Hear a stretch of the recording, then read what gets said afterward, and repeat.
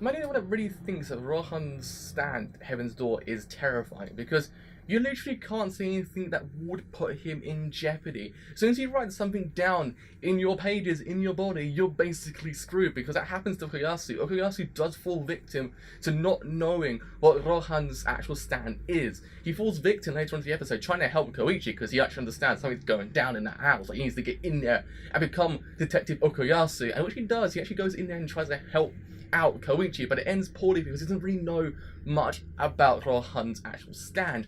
So it generally falls victim to the actual manuscripts and actually kind of just turns into like a ball of paper.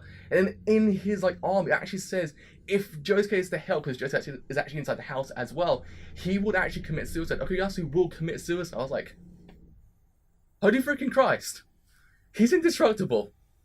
Rohan is literally indestructible as a character. In essence, when you fall victim to his manuscripts, to his actual stand, you are screwed. You literally are. You can't do anything, because even Koichi, when the doorbell rings, Koichi's all like, well, maybe my salvation's here. But no, it doesn't happen, because it's just, he can't say anything against him. Any single time he tries to do it, he says something completely different. He's like, well, I need to say something to Josuke and Okuyasu. I need to say something, but I've completely forgotten what it is. Because he can't say anything against Rohan. He can't say anything against him that would put him at a disadvantage, because it just doesn't work in that way. So he just literally can't do anything against him. And it really just adds a nice edge to the stand and to Rohan as a whole, because it just proves that he is indestructible when he falls victim to the manuscripts. As long as you don't look at it, you're fine. But then again, what happens with Josuke's character later on to the episode was actually really freaking interesting as well, because, I mean, Josuke says, okay, so I've got to go through there and save them, but I can't look at those manuscripts. So he closes his eyes and just basically darts for it. Like, he just goes forward and goes, okay, I'm going to take your ass down, Rohan. And he's all like, oh, baby's coming straight at me. He's not looking at me. I've got to find a way to actually open his eyes. So he throws some things that actually stabs him in the face to actually kind of make him open his eyes. But that doesn't work. But he's all like, wait, hold on a second.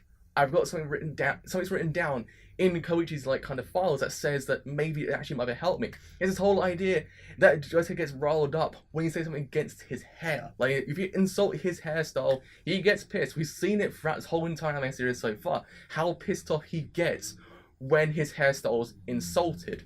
And he actually does. I mean, Rohan actually does insult Josuke's hairstyle to the point where he gets completely riled up, and he opens his eyes like, freaking out. It's gonna go down. It's gonna fall victim to the actual stand. Oh my god, what's gonna happen? Doesn't happen. Because what happens? He is so riled up with anger that actually what happens is he completely negates the fact there's actually a manuscript there and punches straight through it, and actually punches Rohan straight in the face. I was like, holy Christ. But then you kind of sit here wondering, how in the name of Christ he gets so riled up? Why is he so riled up? Why is he so freaking angry? Because it makes no sense why he's that angry. And then Rohan's all like, yeah, there's an oversight here. Why is he so angry? It's not written down in Koichi's files. It's an oversight by Koichi, because he didn't understand at that point, he didn't really take it seriously about Josuke's backstory, where his hair came from, why he has that hairstyle. And in the back, in kind of a flashback with Koichi narrating, we find out what actually did happen to Josuke at age 4 to actually kind of can go this way, have his hairstyle in that way. He was actually very, very ill. He had a high fever for 50 days. People didn't really know whether or not he's going to survive it. So what happens is his mother takes him to hospital, but they actually get stuck in a blizzard, which is the worst blizzard they've actually seen in 18 years. So they actually get stuck inside this blizzard. They actually can't escape. But then what happens is a person randomly appears and actually helps out Josuke's mom and him to actually get there. This person looks exactly like Josuke, to a point where I kind of theorized, are they the same person? But then I kind of, because the other thing to note really is how beaten up the character really is. I mean, he has no voice. He's given no voice in his episode. The mysterious assailant is given no voice. We only understand what he says through text. It's never actually stated his voice, so it kind of raises more flags. But then what happens is he actually saves him, actually gets into hospital, and actually saves his life. And then that's what happens. Josuke actually kind of has that hairstyle because of the person that saved his life. I mean, yeah, so that's why he gets so riled up when you insult it, because you're insulting him as well. He doesn't like the whole idea. So it's kind of like, that's kind of neat. You actually now understand why he gets so riled up. But the thing really to note is, why is this person so beaten up? Why is he this way? Why is he going to save Josuke? That's the questions that it raises. And my theory is the fact that this takes place later on to the series, that the stand user that he's fighting at this point must be, it could be Josuke. I could be completely mistaken. Like, it's just me theorizing right now. I'm an anime only watcher, so I don't really know much about Part 4 beyond this episode. But my theory is the person he's fighting, the stand user he's fighting, has a way to actually time travel. And what he said is, look, I will actually go back to the past where you're the most vulnerable. So at age 4, when in this section, when you're stuck in a blizzard, you've had to go and actually get to the hospital and actually get saved. I'm actually going to go and take you down. I'm going to kill you at that point and your mother. Which makes the most sense. Because he's at the most vulnerable state at that point. He's got a high fever. We don't know whether or not he's going to survive or not. So it makes more sense that the stand user goes, okay, I'm going to go back there and attack you at that point.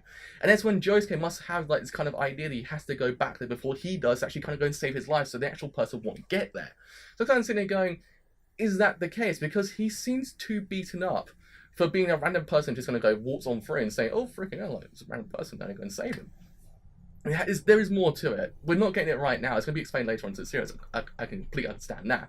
But that's just my theory right now. But again, I can be completely wrong. But overall, what can I say about the episode itself?